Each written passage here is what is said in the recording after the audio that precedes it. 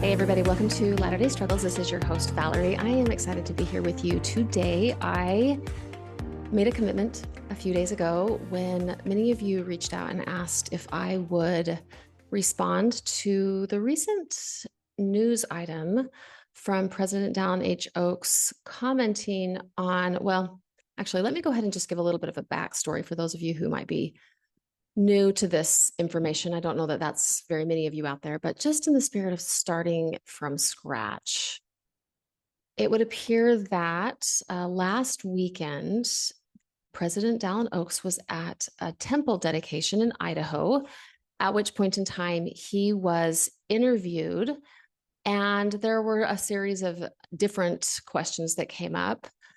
The one that I'm going to be focusing on and that has evoked a lot of concern or upset or maybe some confusion, frustration, lots of emotions is the following question. This is the question that was asked, and then I'm going to go ahead and just directly quote his answer. The interviewer asked the following: "You recently announced that young women can serve missions at age 18. How do you think that will bless the lives of young women across the church?" Okay, President Oakes's answer is as follows: "I think it will increase their time for planning their lives, whether they use their possibility to serve a mission or whether they plan their lives in other directions. It simply increases the options. I also hope that it will reduce the age of marriage. In the time that we have lowered the age for young men and for young women in the past, we have seen an increase in people who meet someone in the mission field and marry them, which is perfectly appropriate if it doesn't start too early in their missionary service. I think it's part of the Lord's plan to overcome the tendency of waiting until the late 20s to have a first marriage. I think we will see a reduction in the age of marriages for Latter-day Saints." Whew. Okay. So much to talk about here. This took me several hours to sort of piece together and make sense of myself. I mean, there's certain things that I feel like are pretty, low-hanging fruit, but let's go ahead and just try to break this down together. So first and foremost, I think his first two sentences are great. Let me read them again. "I think it will increase their time for planning their lives, whether they use their possibility to serve a mission or whether they plan their lives in other directions. It simply increases the options." Okay, love that. Kind of wish you just stopped there, right? So that's fine. Let's offer options as an institution. Let me just speak in the frame of like healthy institutions are places where they offer support, they offer options, and as we evolve and grow, we choose for ourselves which options serve us best. So I'm right in line with all of that. So then, of course, it kind of goes sideways, in my opinion, and then he jumps into the quiet part, which is I hope it will reduce the age of marriage, and then on and on and on. Okay, so whoa! Before the requests even came rolling in, I learned about this because the request came rolling in. I'm usually somebody who hears about it from lots of emails from you. But then I, of course, jumped in and looked at it, and I was super intrigued. And for two reasons, I mean, probably more than two, but as many of you know, although I do so much work here on the podcast around Western psychology meets Eastern spirituality and on the faith journey and Mormonism and things like that, my first love, the thing that I was trained for first and foremost when I went back to school to get a master's degree in counseling, was marriage. And so I am very intrigued with the intimate relationship of marriage. And so this is a topic that is relevant to, the thing that I have like a lot of interest in. And then of course, Mormon marriage makes it even more interesting. And then the third thing that is interesting to me, well, I got so many interests, this, but I am really interested in organizational behavior. That was my favorite class at Brigham Young University. And I am super fascinated about how organizations tick and why they do what they do. And so when this question came to me, even though it was not built into my life, my programming, my schedule, I thought, nope, I got to do it. I got to do it. So let's just start by asking some questions. Okay. First and foremost, I think the reason why so many of you reach out sometimes when something like this happens is that there's something that happens to our nervous systems when we hear something and it doesn't, and well, I don't want to say it doesn't make sense, but there's an emotion that comes up that is pretty intense. And what I see as my role, as best as I can, is I take your letters, your requests, and I think about my own life, my own background, my own Mormonism, how I have been shaped by Mormonism. And then I think about what I've learned as a mental health worker, as a psychotherapist. And I think to myself, okay, how can we wrap words around not only what's going on, but help you make sense of the nervous system response that you're having? Because when we experience something that is traumatic in nature, it's traumatic. Well, we can define trauma by something that happens to us that sort of tips our ideas of the world upside down. It doesn't make sense. It feels unsafe. We feel unresourced, and we don't yet have a narrative about it to make sense of it. And so the healing of trauma comes with feeling that we are resourced and the creation of a cohesive narrative. And so if there's something that I can give to you as my gift to you, my beloved listeners of the Latter-day Struggles podcast, it is the hopes that as we work through these things together, that maybe I can help you create words around the chaos that happens in your bodies and your minds when something like this happens. I want this podcast to be a place of healing, and I want you to feel safe coming here and like making sense of what's going on, not from a place of anger and, like just critique for its own sake, but in an effort to help us as a Latter-day Saint and surrounding community make sense of, or at least throw out some proposals, start a dialogue even of what ticks behind statements of this nature. So the first question I asked myself as I was studying this in preparation to come on here with you is, what might a leader of an institutional patriarchy, like why would one do that? Why would President Oaks encourage early marriage in general? And so I thought to myself, okay, and I did a little study and pondering, and like, why do institutional patriarchies in general, not just Mormonism, why do institutional patriarchies sometimes encourage early marriage? Well, one of the answers, this is not rocket science, is concerns about sexuality, right? Lots of times leaders see early marriage as a way to prevent premarital sex. And because we are an institution that has quite a robust theology around the sacred nature of sexuality, whatever it takes to prevent premarital sex, which of course means if someone breaks the law of chastity, they lose their worthiness to go into the temple. And what follows there, of course, if one thing leads to the other, is that someone can actually lose their potential to go to heaven. And so from that framework, staying sexually pure is of utmost importance. And so that might right there be a pretty high motivator.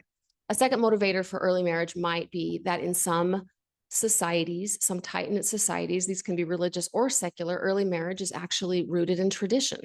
And there may be some of that going on here. I mean, I don't know that people get married because their mom got married early, but I think we also could say that fundamentally, Mormonism does create young marriages. And I think a lot of it does have to do with my point number one, is the fear around creating one's own sexual identity in a way that is a construction of one's own sense of who they are as a sexual self. And I'm actually in favor of creating a sexual ethic. And I don't think this ought to be sort of a free-for-all.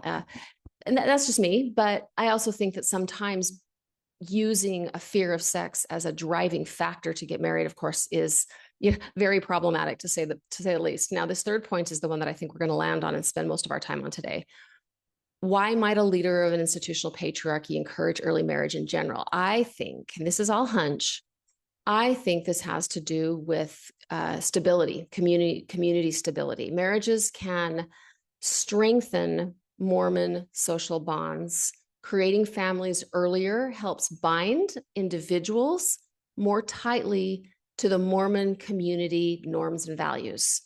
In tightly knit religious communities like Mormonism, early marriages can sometimes be seen, I think, as a way to preserve tradition and continuity between the couple and their family afterwards. So I think there's a lot going on here connected to stability and perhaps maybe an indirect way to exact some kind of social control.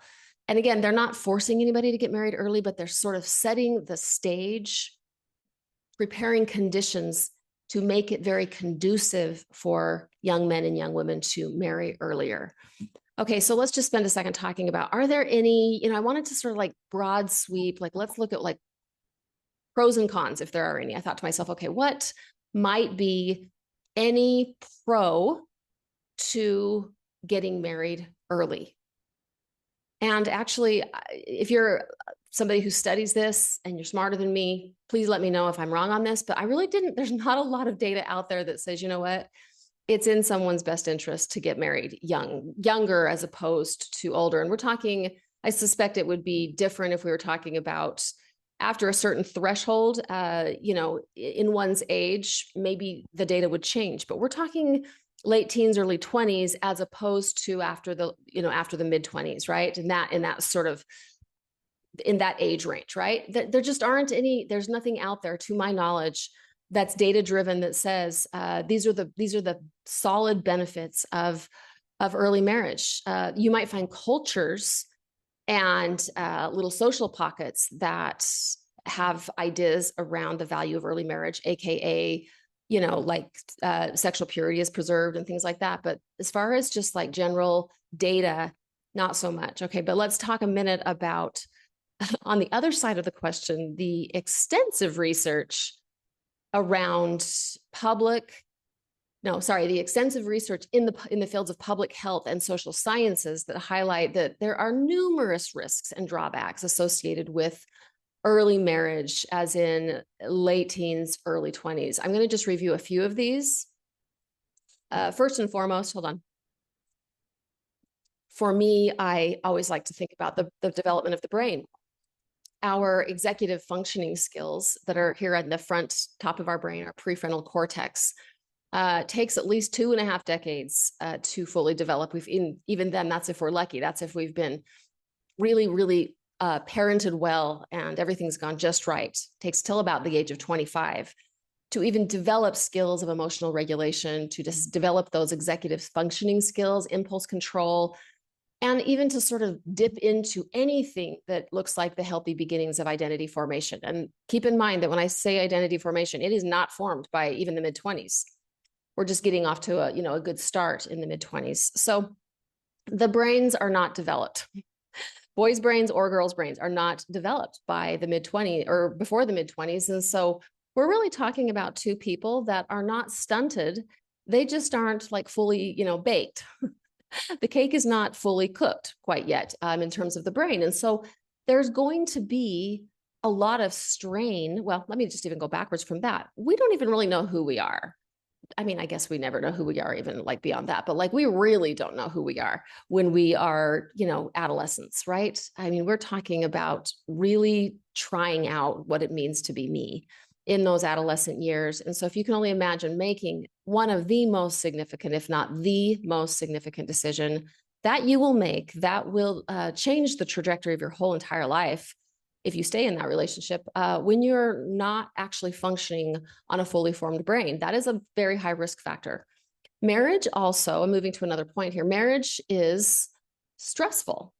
Being in an intimate relationship and moving into these adult roles is incredibly stressful. There is a lot of emotional and psychological strain associated with this step in life. And so doing so without a fully formed brain is going to be a huge risk factor. In other words, without the fully formed brain, you're already set up to not succeed as well as you would otherwise if your brain was more fully formed. And then you put yourself in a highly stressful situation, and the risk factors just get higher and higher. It's much harder to know how to resolve conflicts, the likelihood of entering into situations that you don't know how to handle, low empathy or lower empathy than you will have as you grow. And let's not even talk about what happens when somebody with a not fully formed prefrontal cortex starts a family. So lots of risk factors. Some other risk factors associated with earlier marriage is that oftentimes these are, if they're very young, and this is boys or girls, there's a very good chance that they will limit their potential to evolve and develop personally. In other words, we're talking about personal growth and development, but we're also talking about career and educational growth and development. These are all going to be very, very impacted because young spouses sometimes might have one set of goals and dreams and hopes if they're single, and then it has to change. It has to move into this sort of collaborative process, which again, collaboration, standalone is not problematic. But when you enter into an intimate relationship and then start a family, oftentimes what happens is that you are impacting sometimes long-term goals, and especially you're impacting the long-term goal of the one who's very likely going to be the primary caregiver, which is, of course, in this society and most societies, the woman. And so her economic prospects are very much impeded. And this actually is a huge risk factor for her safety down the road. In other words, if something goes sideways and she got married very early, did not finish an education, does not have a set of skills, is not employable at a wage where she could take care of herself, we're talking about massive, massive risk factors for her well-being and for the well-being of any children. The list goes on and on. This one is sort of adjacent to, first cousin to the topic I just talked about, or the point I just talked about. When a couple enters into an early marriage, the potential for gender inequality skyrockets. Said a different way, early marriage is actually correlated with more deeply entrenched gender inequality.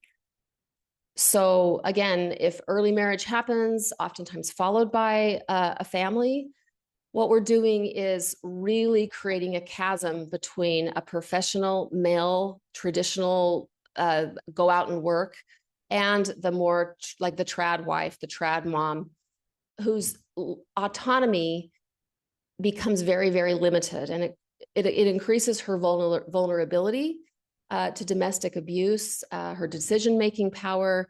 It's in so many ways just a setup for a marriage that is going to become very, very painful down the road, because what you're looking at is two partners that are not even almost beginning on an equal basis, because they're sort of unresourced enough as a duo that one of them generally is going to go out, finish school, go to work. And I'm not saying this is everybody, but oftentimes this is the risk factors. It can happen, and you end up finding yourself in a marriage, if you're a woman, in a very, very dependent state.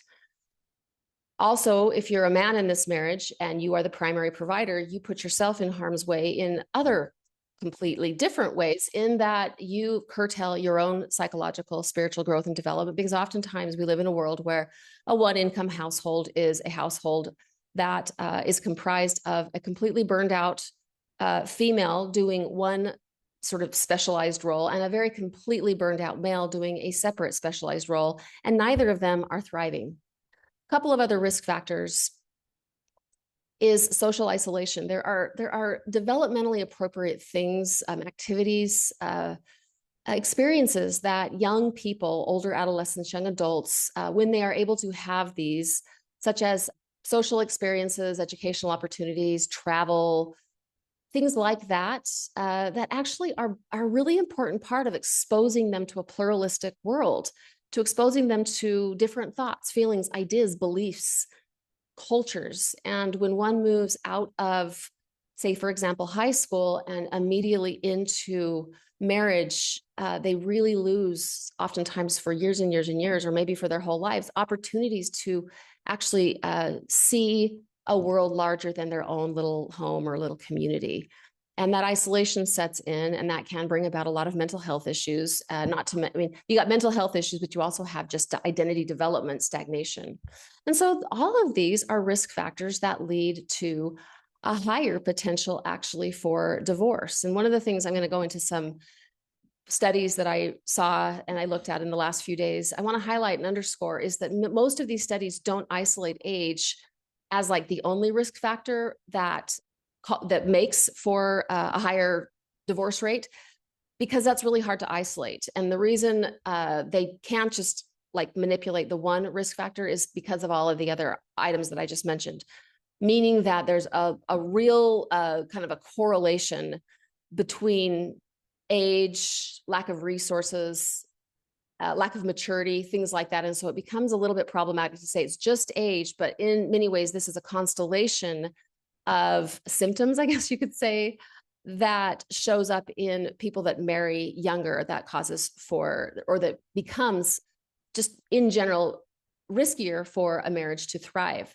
I want to presence, as I say this, that do all very early marriages fail? No, I'm sure there are many of you out there listening who are very devout Latter-day Saints in your early years and you married young and maybe you're doing just fine, right? And also, are there people that marry, in the mid to late 20s that really, really struggle? Of course. So I want to make sure that I don't flatten this out too much and make this sound as if, you do this one thing and it's sort of a guarantee. That's not what we do over here on Latter-day Struggles, right? So let's just spend a couple seconds talking about, there are a few studies. I don't want to spend too much time on this, but there were a couple studies that I found that are peer-reviewed demographic studies that go right to the point and talk about how age of marriage does increase the risk of divorce. I probably am not going to spend too much time on these just because I have so many other things to talk about, but it's out there.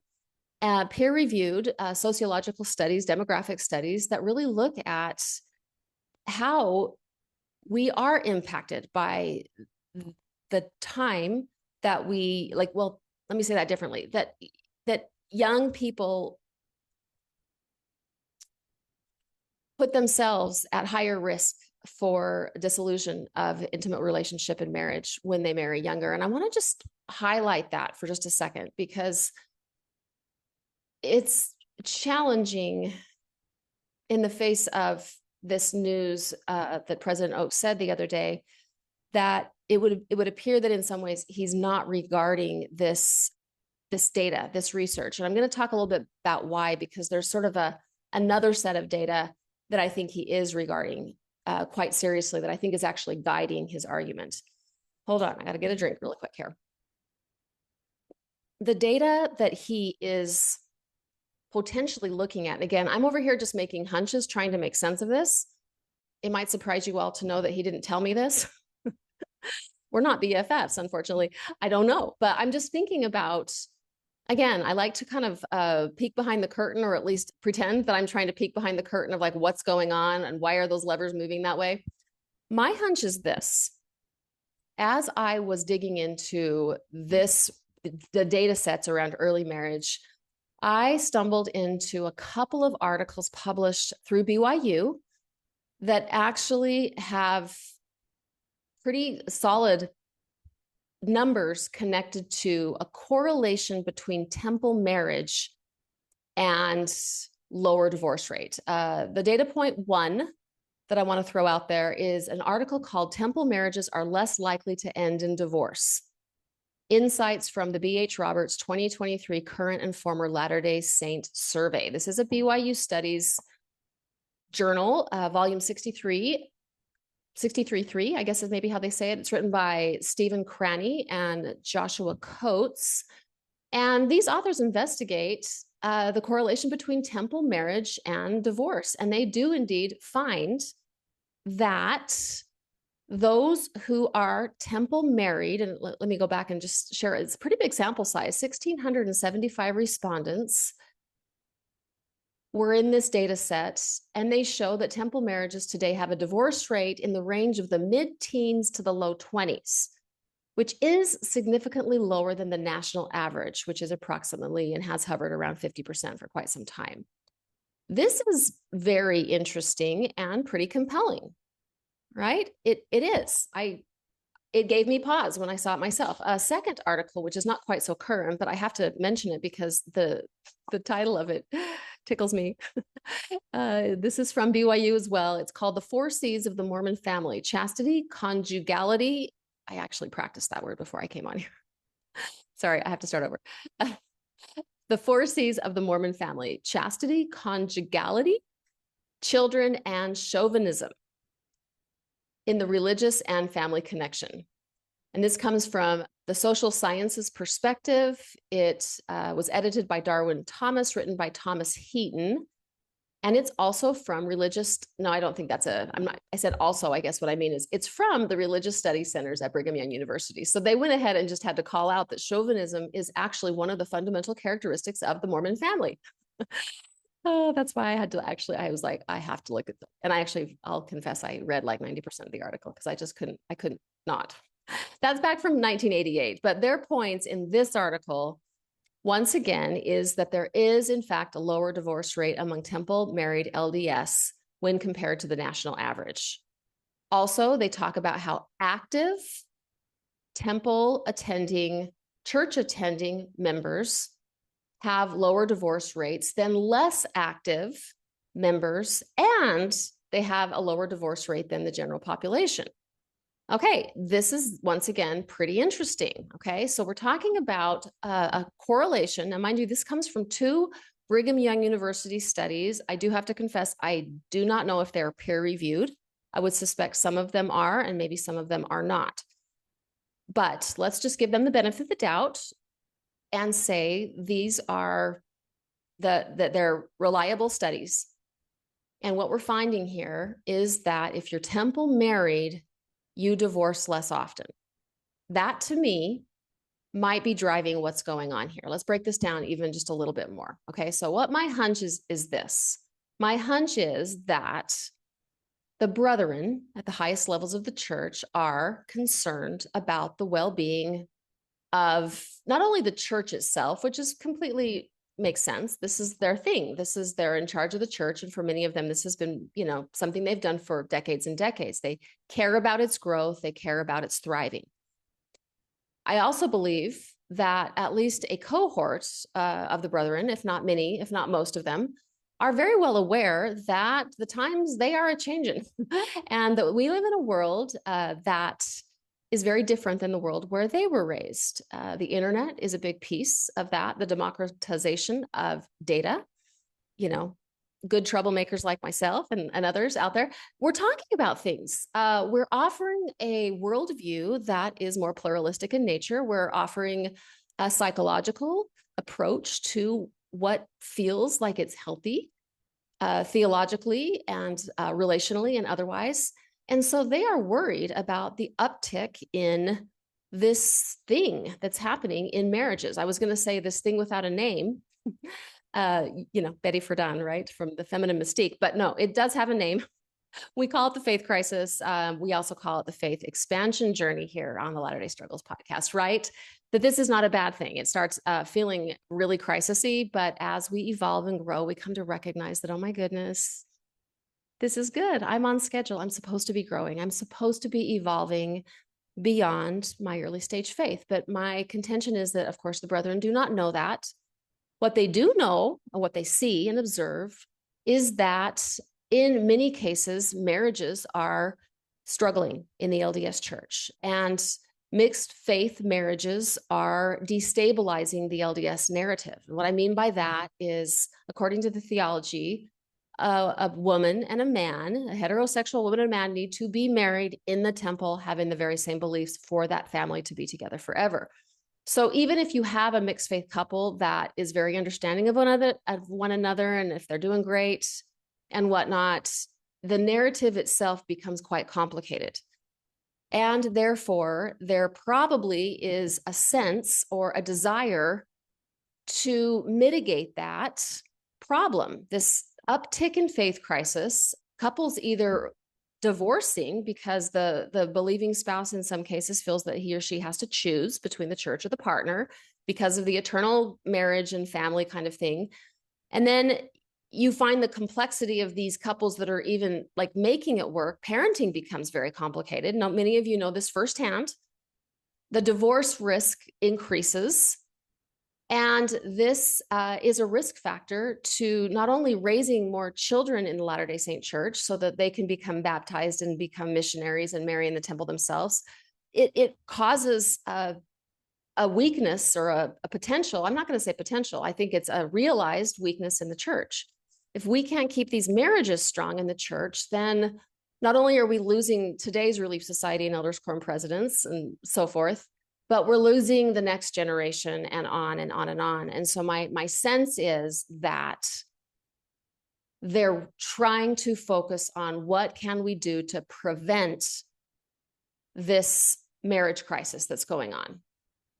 A couple other thoughts I have on this is that mixed faith marriages are challenging. Many of you know this firsthand, and they are a strain on couples, but a lot of couples can make this work. And I've been around long enough. I'm going on 4 years of doing the Latter-day Struggles platform. Well, that's a little generous, but over 3. And I'm seeing mixed faith couples overcoming a lot of barriers. And I thoroughly enjoy it. Most of my consulting is actually with mixed faith couples. And so I love them so much. And in this 2026 year, I'm profoundly touched and moved that I am still doing a lot of mixed faith couple consulting in the face of what I had to go through last year, where I had to resign my membership. I was certain that those devout partners would not trust me anymore. And I just love them so much that I'm so grateful that the devout partner still trusts that I do care about their best interest. And I care about their spiritual well-being, and I care about their devoutness. I just want them to make space for the growth of their partner. Okay, I'm digressing.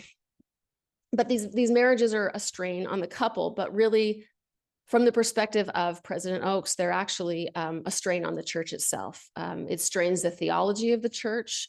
How can two people be thriving so well when they seemingly have nothing in common anymore?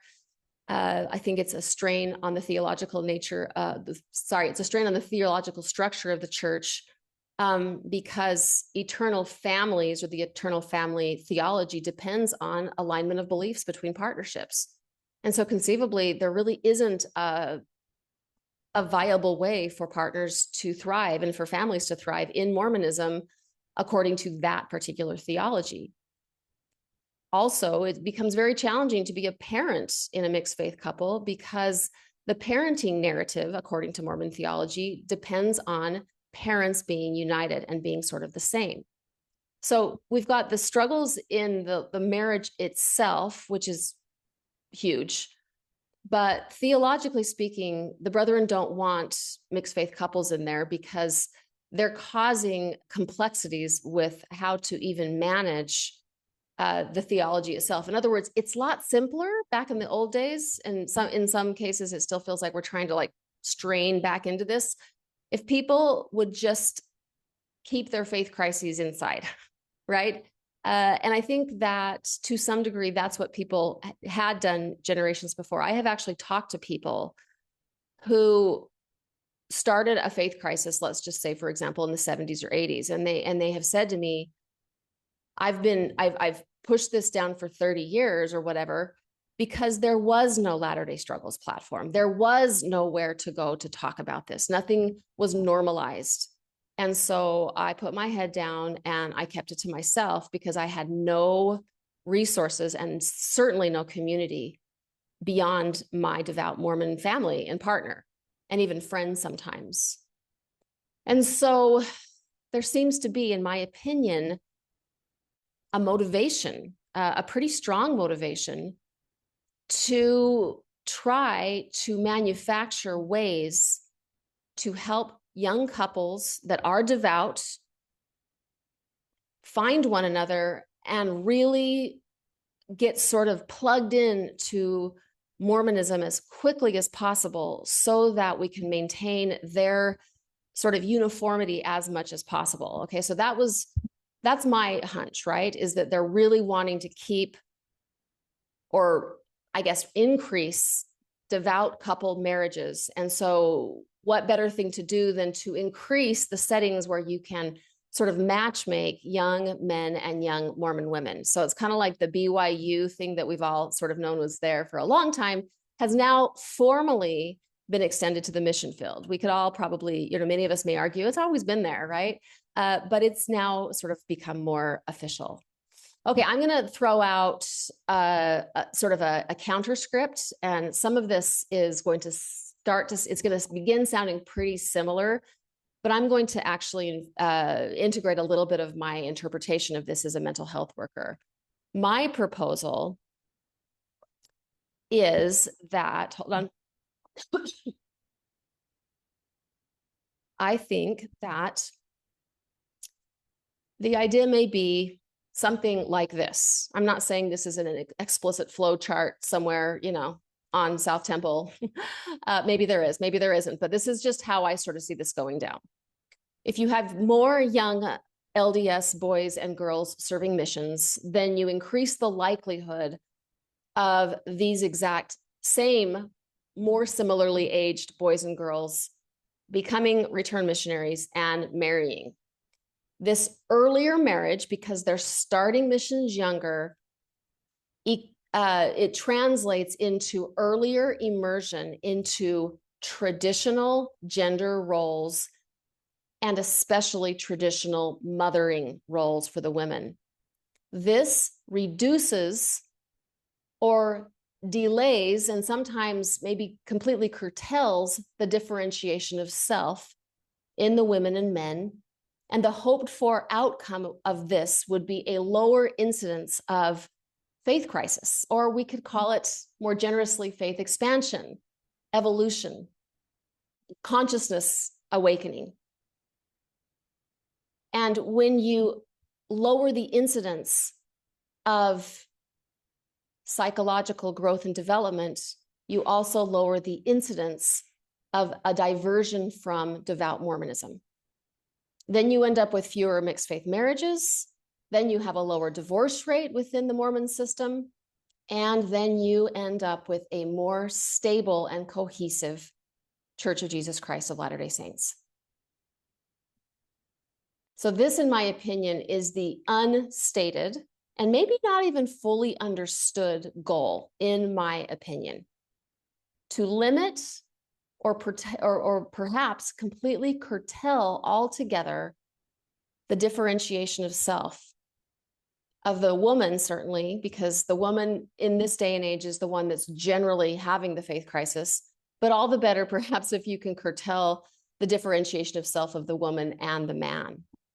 Let's just spend a second exploring this terrible, tragic misunderstanding of normal and healthy differentiation within formal LDS discourse. I talk about this a lot lately because I think it's like incredibly, incredibly important. And it's one of those things that I don't think can be discussed too often. And therefore, I'm going to say it again. Okay, what differentiation of self is profoundly important to the growth of the human soul? In other words, like, that's why we're here, y'all. Like, we are here to become a self. We begin having a received identity. Every single one of us begins by having an identity that is defined by the people and the experiences around us. And part of our journey towards our return to our truly like divine manifested natures is to start determining for ourselves who we are and what we truly believe in, and how do we connect with the divine both within, around us, and beyond. That right there is differentiation of self. And so it's very, very, very important. But what it does is it actually sort of puts institutional patriarchies in a little bit of a stressful situation, or maybe I shall say a lot of a stressful situation. Because what that means is, in some ways, we stop using them as the dictator of how our life unfolds. And also, we stop believing them just because they say that we have to. In other words, it's not to say that as we differentiate, we can't still hold on to or reinterpret, resize some of our former beliefs. But what it does say is that you are not the last word, Church of Jesus Christ of Latter-day Saints, or whatever institution that wants to help us form our early characters. A differentiating person regards their early institution let me say that differently. A healthy differentiating person can get to the point to where they can regard their formative or their primary spiritual language with gratitude and thanksgiving, but also transcend the worldview that they used to embrace and include it as a part of a structure of their identity. So in developmental psychology, there is a lot that is said about differentiation of self, that it's totally normal to expand your beliefs, to question authority, and to reconstruct how you see the world. That's totally normal in adulthood, 100% normal. And I can't tell you how many people, when they learn about this, are just like so relieved because they have picked up a counter narrative that there's something profoundly wrong with them.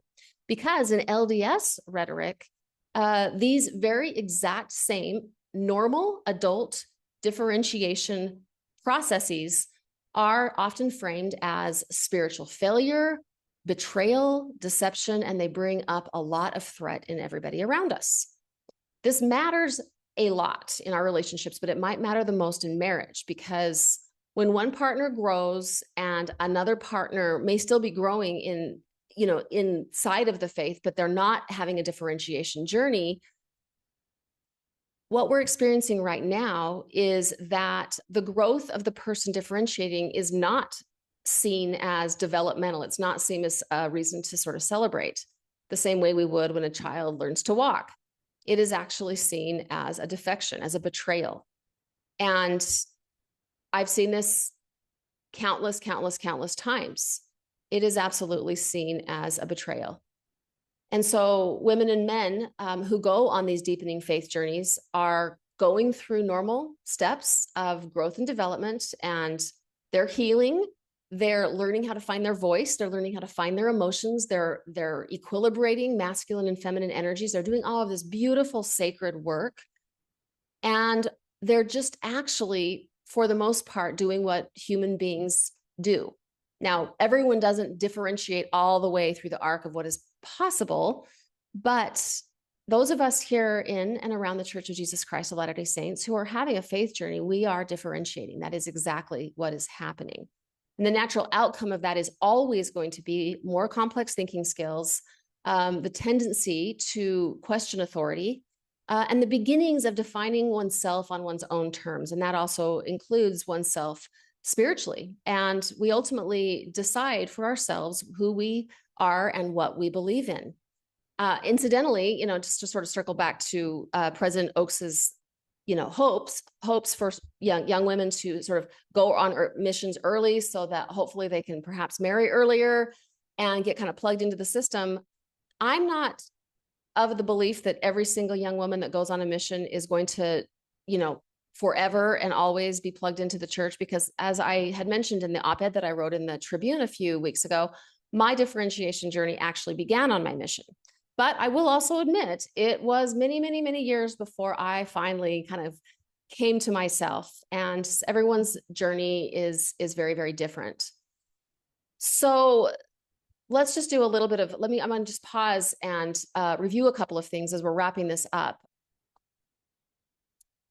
Differentiation of self is fundamentally important to the growth of the spiritual soul, and it's also a threat to early stage faith systems, because the more we differentiate, the more we destabilize marriage from the perspective of the Mormon theology. So do you see the tension here? It's a pretty significant tension. And so getting the young women and men married in the temple, statistically speaking, there's data on this, it decreases divorce. And so in my mind, I think they want to decrease divorce. They want to strengthen the church. And I do believe also that they earnestly want all of these young couples to get to the celestial kingdom, and they have to stay temple worthy to do that. And so in some ways, it's like it's win, win, win, win, win. Let's get them married young. Let's help them stay worthy so that they can be together forever. And the church is strengthened and everyone is better off. But what's not understood is that the price that people are paying sometimes, and this is again not a one size fits all, is that if the price that we are paying to not to stay sort of temple married and to stay worthy is early marriage, which then curtails differentiation. Then we may have a couple that is temple worthy through and through, but very, very underdeveloped for their entire lives.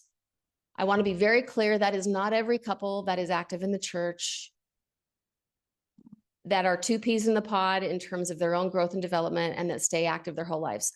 That has potential to be a very vibrant couple. What I'm concerned about is it seems to me as at least possible that if we're trying to prevent faith crisis, we're trying to prevent divorce and the defections that are happening in the church and the problems that are coming because of the mixed faith marriage crisis in the Church of Jesus Christ of Latter-day Saints, what you want to do is prevent differentiation of self. And then you can have higher marriage rates, higher activity in the church. And so in some ways, it's arguable that lower development equals higher success in the Church of Jesus Christ of Latter-day Saints. Why is differentiation a threat to early stage faith institutions? Okay, so just again, differentiation of self invites psychological autonomy, exposure to pluralistic viewpoints, an identity that is open to exploration and looking at outside viewpoints and non-traditional roles. And also somebody who's differentiating is going to be a threat to the LDS Church because differentiation by default is, or one of its, defining factors is the questioning of one's own, of outside authority. It's where we're changing the role from outsourcing all of our authority to insourcing it in our own developing higher selves. And so the more self-sufficient we become, the more internally driven we are in our spirituality, the less relevant external authority becomes. So I kind of get it. I see why they see it as a threat, because guess what, y'all? It is a threat. It actually is a threat. And yet at the same time, it doesn't mean that those of us who are in a faith expansion journey that is committed to transcendence and inclusion, it doesn't mean that we throw out the church. It just means that we get to take ownership of our own spiritual journeys and also create a relationship with the church that is aligned with who we are becoming as expanding spiritual selves. So, early marriage accompanied by a shortened education, full-time motherhood, economic dependence, and heavy religious responsibilities is going to very likely curtail the identity development and the differentiation of certainly the woman, but also the man. This is not speculative. This is well-established data in family systems theory. The earlier and more rigid the role that the woman takes on, the harder it is for her to differentiate later. And so if President Oaks is saying, I want the girls to marry younger, what I'm hearing is, again, I don't think he's saying this exactly, or, well, what I'm interpreting, that's the best way to say it. What I'm interpreting is, I want the girls to stay underdeveloped, to adopt more traditional gender roles, and to stay plugged into the church so that they don't get exposed to things that give them big ideas that then lead them to becoming complex, independent thinkers. Forgive me if that sounds a little bit direct, but that is my concern. And I can't exactly think of any other reason why he would want the girls to marry younger beyond that, because the law of chastity concern has always been there. I don't see that as a factor that sort of changes things here. And I was completely intrigued that he actually explicitly, almost like presence, or even, I recommended might be a strong word, but the fact that he said out loud in a public interview that he kind of wanted the elders and sisters to sort of be scoping each other out, I'm not going to lie to you, that was something. That was different, very interesting to say the least. That was, I don't know. I probably should move on, but I was very intrigued with that. It was almost like explicitly inviting the elders and sisters to be sort of on the lookout. I guess, I don't know, is it like, do you start on like month 9? Because he says, don't do it too early. But, keep your eye on those elders and sisters, keep your eye on each other.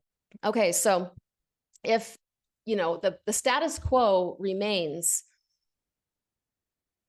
as it is, we continue to have faith crises in marriage, especially because of the differentiation of the women of the church. And I think that has so much to do with the fact that we live in a world that is making patriarchal structures just look weirder and weirder.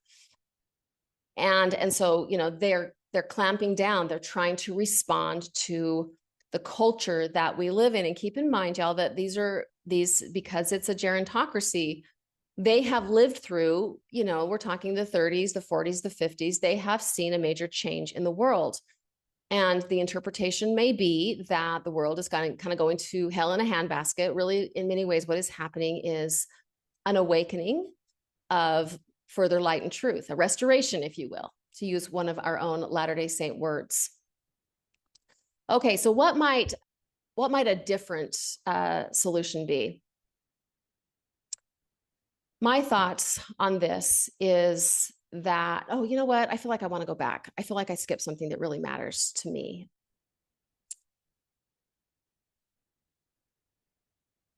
Yeah. I wanted to address for just a second. Some of you may be saying to yourselves, okay, but what about the fact that people married in the temple and active have a lower divorce rate? That's compelling. And that may be something that you're thinking about if you're kind of early on in your faith journey and you want to maintain your marriage. You may be thinking, okay, is my faith journey worth the price of, a potentially more complex marriage? And I mean, I get that. As a matter of fact, I think marriages in pain are probably the pain point that I witness the largest consistently in my growth and processing groups and in my consulting. It is very, very, very painful. But I also want to presence that a lower divorce rate amongst temple married people does not necessarily translate into healthier marriages. Let me break that down for just a second. Research across a larger kind of arc of religious context shows that high control and high commitment religions often do have lower divorce rates, but that this is often due to higher degrees of relational suppression and lower individual development in one or both of the partners. And usually, quite frankly, it's both of the partners. Stability in marriage, meaning you can be married for long, lots and lots of years, but it can coexist with emotional loneliness, self-editing, chronic grief, lots of mental health issues associated with stagnation of one's own development. And so if we are foreclosing the development of our identity in order to stay in the system or stay compliant to what we know we need to do or be to sort of belong to our little tribe, our marriage, and our community, there is some degree of comfort, safety, and belonging that will come with that. And for some people, this isn't a sacrifice at all. This is where their soul rests. And for their own viable reasons, they don't move beyond that. And I'm not also here to say that every temple married and, temple attending marriage is an unhealthy marriage. Okay. Keep in mind, I am trying really hard to not over flatten anything. Those can exist. And quite honestly, people can go on a faith journey, have a faith crisis, and not spiritually develop at all. They can move into a different form of binary thinking and fundamentalism. And so this is messy, right? This is really messy. But I do want to sort of just make clear that lower divorce rates does not necessarily mean a flourishing couple. I guess I just want to put out there that going on a faith journey is painful. It's hard. But being stagnant and underdeveloped and not stepping into the whole reason why we're here as emanations of God in human form, to not step into that is pretty painful in its own way. Maybe a different way, but it's also it has its serious limitations as well. So the bottom line is, in a system that struggles deeply with legitimizing faith development and pluralism, reducing our differentiation is going to reduce institutional risk at the church.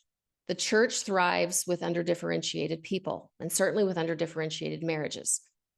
The cost of that, of course, is individual stagnation. Individuals may choose not to go on a faith journey, or if they marry early to their zone leader, no shade on that, I married mine. But if two people that are very devout marry very young, plug themselves right in, and then do not expose themselves to the larger world and to the experiences that inevitably bring about meaningful differentiation, then they may stay married longer, just as I know President Oaks would desire, but that does not translate into our consciousness development. And so what that means, or at least what I'm proposing that means, is that in the interest of the church, this is a great plan. In the interest of the growth and development of the individual, this is not a great plan at all. So what is the solution? Is there any way through this, right? Let me just throw you some ideas out there as we close. I think my favorite idea of all, as a way to sort of make sense of all this in a different way, is why don't we stop pathologizing growth? And why don't we start helping Latter-day Saint couples and families learn how to understand what a faith crisis or a faith expansion journey actually is, so that couples can love and support one another and their children on their unique and distinctive faith journeys. I'm very well aware that people at the highest levels of the Church of Jesus Christ of Latter-day Saints are not listening to me, or if they are, they don't like what they're hearing. And so I'm not talking to them. I'm talking to you. I'm talking to, hopefully, people on all of the spectrum of faith, from very devout. Maybe you have a partner that's on a faith journey and she or he has said, will you please listen to this? Or maybe you're somebody on a faith journey. Maybe you're attending church every week. Maybe you haven't gone in years, but you're wanting to make sense of a big part of your identity. Maybe you're wanting to come to peace with who you are from your Mormon heritage. But I'm talking to you. I'm not talking to the leaders of the church. And what this podcast is trying to do is educate us around what healthy growth and development is. I want all of us to come to a better understanding that it is normal and natural to grow beyond one's faith system, especially when one's faith system defines for us who we are and what we must believe in relationship to the most intimate of all things, which is our spiritual souls and our connection with God. It's totally normal to have a faith journey that's different than your partner. It's very likely that you married your partner because y'all were in the same place. That's what made that other person look so freaking awesome, because they're like, she's like me. Let's get together, right? But it's also very normal for your journeys to take different twists and turns, and for two partners to find themselves in very different places on the spectrum of faith. That's normal. And if we could normalize that, then we wouldn't be having the faith crisis or the mixed faith Mormon marriage crisis that we're having right now. And we would learn how to respect each other exactly as we are, where we are. And I am an equal opportunity advocate for that. And what I mean by that is, if you have a partner who is devout and she or he is respecting your faith journey, I beg of you to please respect theirs. Please allow one another to be where they are, because as each of us allows one another to be where we are, that is the environment where we each continue to grow. We need to change the words. We need to change the rhetoric. We need to change the discourse that's pathologizing and calling the faith journey evil or sinful or lazy.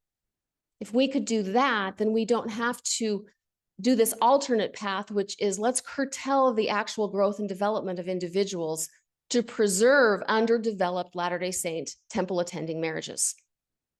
That's my counter proposal to President Oaks's let's get the girls and boys married off early. Okay, here we go in closing. I hope you can hear in my passion that the reason why I do what I do is because I care about your growth, your development, your spiritual expansion, your connecting with your own divine. I care about this church that has formed me into who I am. It is the building blocks of my spiritual selfhood, and I'm so grateful for it. And I think that understanding why someone says what they say and does what they do and feels as they feel helps them become more human. I do not believe that Dallin Oaks is a bad, evil person. I believe that his worldview is incorrect, but I don't believe that translates into him being a bad person. I think he's an earnest person who cares a great deal about the church that he is running right now. So hopefully, as we contextualize and make better sense of why would he say that, it will offer us wisdom, maybe compassion, but also personal empowerment. And what I mean by that is that even though he's earnest and he means well, we can become personally empowered and say, I still disagree. Maybe I disagree even more strongly because now I can wrap words around it, right? If you can name it, you can tame it, right? So I do believe, maybe the last thing I'll say as I close is that what I want for each of us is to better understand this phenomenon, not only just around what's said by the leaders of the church that may sometimes be troubling. I'm happy to offer thoughts on that, but more so than anything, I want to create a space for you and for us as a seeking Latter-day Saint and adjacent community to be able to make sense of what's going on in a way that is expanding our minds and not just polarizing us. I feel really strongly that we live in a community, a world, as a matter of fact, that is becoming more and more polarized. And I see that mirrored here in the Church of Jesus Christ of Latter-day Saints. It is my hope, and it's the work that I am deeply committed to create a community that has compassion for where others are in different stages of faith. And the first thing we need to do is use those complex thinking differentiation skills to see the perspective of others, to state or to live out who we are and what we believe, but to do so in a way that is inviting other people to grow and to continue to become more and more who they are here to become.